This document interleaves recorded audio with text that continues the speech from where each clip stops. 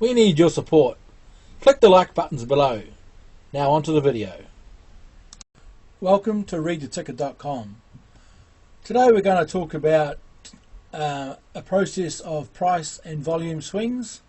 The education of this process came from a book called Price and Volume from Tim Ord, and you can find that by going information FAQ to education,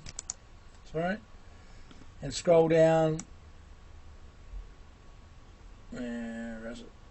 Yep, the secret science of price and volume.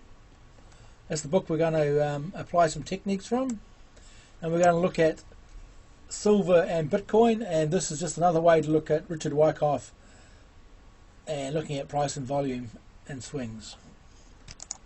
So here we have it already set up on Bitcoin. Now what we do is I've run an automatic swing determination tool, and it runs from the right hand side of the chart to the left hand side of the chart, and obviously each swing is 1, 2, 3, 4, and they've got the price movement of each. Down below here we have the normal daily volume, so I should sort of said it was a daily chart, Bitcoin and US dollars. And down below here we have each swing's average volume and each swing's total volume. Now what we can see here within the chart, we've had a reversal,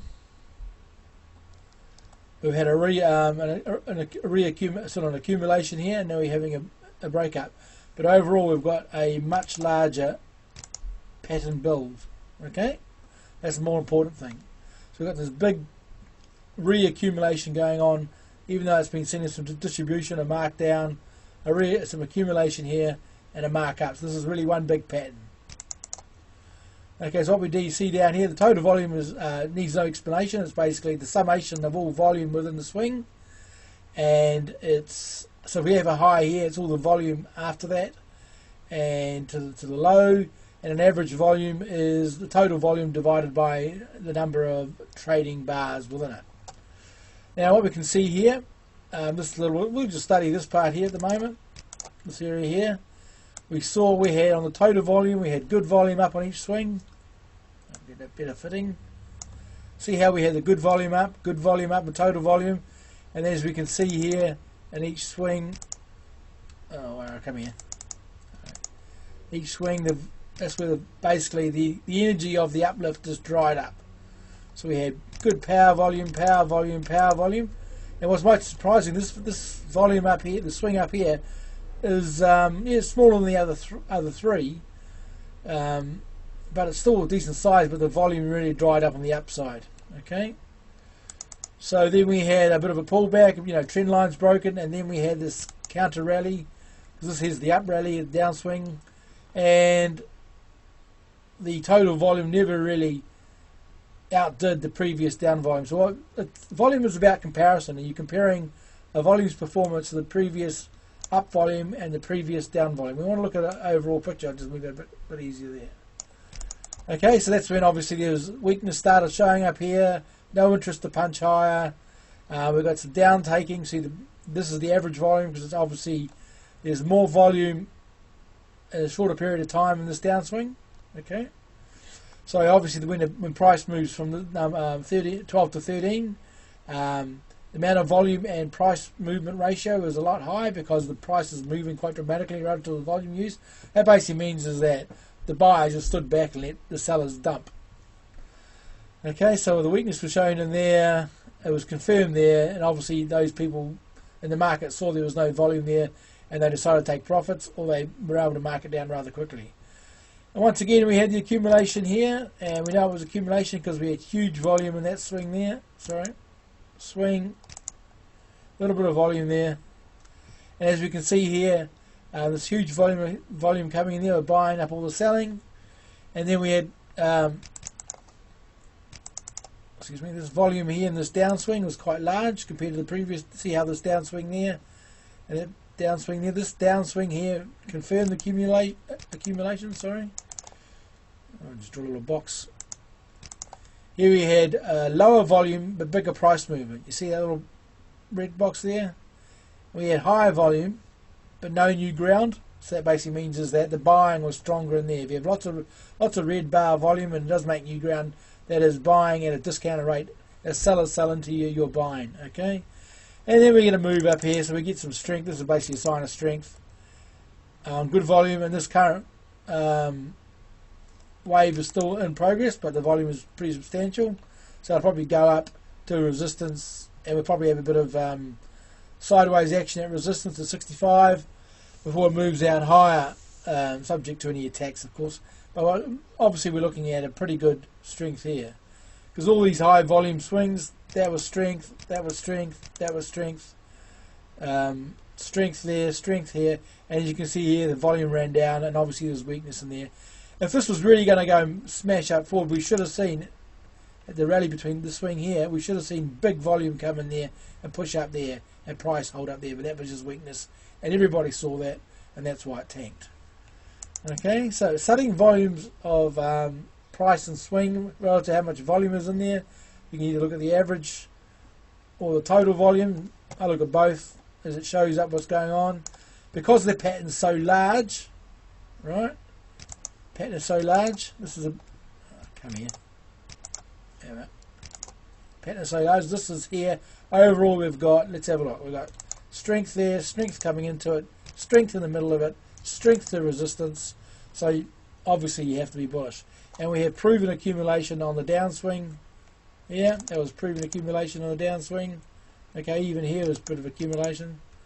Okay, so you can expect higher prices of Bitcoin based on the swing and price volumes, and obviously you'd have to say easy if that's 25,000. Let's say that's about the depth of that is 30,000 roughly to 65,000 to 35,000.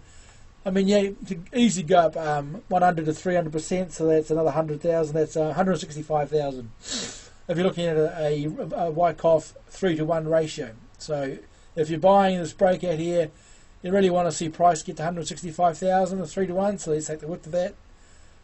Let's do that again. Here's the width, right? 30,000 to 65,000. I'm only taking 30,000, so I've been conservative. Add 90 onto 165. You're getting 140,000, something like that. So what I'm just trying to say is a 3-to-1 ratio. If you're buying a Wyckoff breakout and there's bullish reaccumulation pattern, a breakthrough 100,000 is going to be relatively easily. So that is obviously going to depend on the US dollar trending down and stock market going up, because Bitcoin needs a couple of things to work. You need the stock market and the risk on world to remain positive. You need the US dollar to go sideways to rolling over. It's been going down. And obviously you probably need oil to hold up, as well as I understand you need oil to do quite well for most of the time. So basically a pure risk on environment. And why would we get that? Well, I would suggest we've had a pretty hot inflation print at 5.4. I reckon that could creep up to 6 and 6.5. And that basically means the inflation, high inflation, put pressure on the US dollar. It'll be just enough inflation to get higher prices. And corporations, unfortunately, the wages probably won't go up as fast, and be better for margins. It's that nice inflation for margins type environment, where it's not nice. It's not a huge inflation for business to function. So I think we're going to have a sweet sort of blow off in the equities, and Bitcoin's going to enjoy that as well. Anyway, let's have a quick look at the other one I'm interested in, which is silver.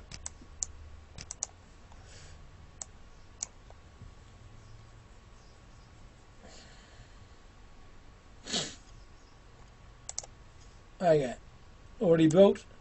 Now we're having a look at silver here, and I've got the average volume and total volume. Now what's important to note around here, we've had a big base pattern here. Okay, a big base pattern. We had our strength there to the resistance. We had a terminal shakeout there, sharp, short, bit of a high volume smash.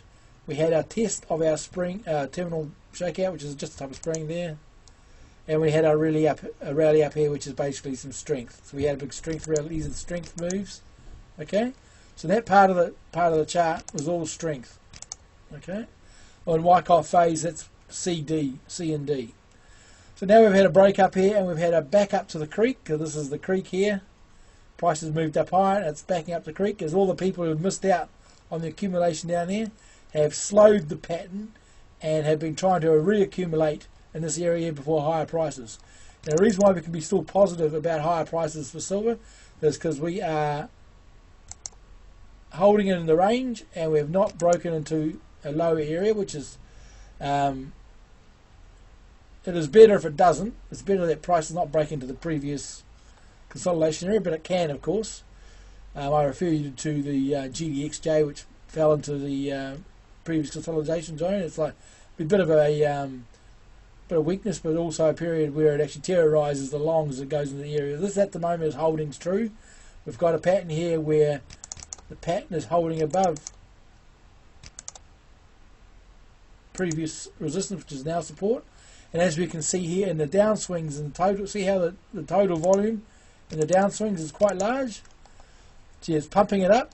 That's a good rally of strength there. We've got these three big downswings of quite large volume, but they haven't made new ground. Okay, that basically means is they're buying at probably at a accumulated discount range of around $24. So they've been buying on these downswings, pump it up again, buying these downswings, and we've had a little push down to 20.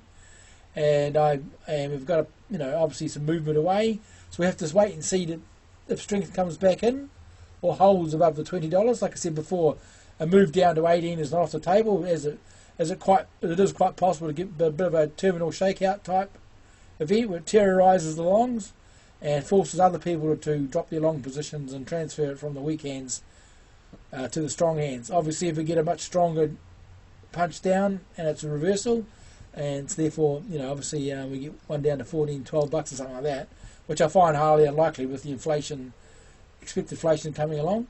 So I would like to see, I basically see this, we had a smash down here, which is like a minor terminal shakeout type spring. We've had a little rally away. We probably get some sort of pushback to $21 or something. What are we at now? We're at 21.58, so maybe 20 low 21s. And then that'll be the test, and then we'll get higher prices. But the good sign is in this accumulation above the breakout of the creek, which is just basically resistance and support. Here we've got that there, breakout there. And with all this large volume is holding above this area here, that's accumulation. And the people who have purchased there are going to defend their positions and prove that they are strong hands and hold silver up. And this will be trend probably along with Bitcoin, maybe a little bit slower, because obviously Bitcoin moves in rather percentage terms. So you can be, I believe, good reason to be positive on silver.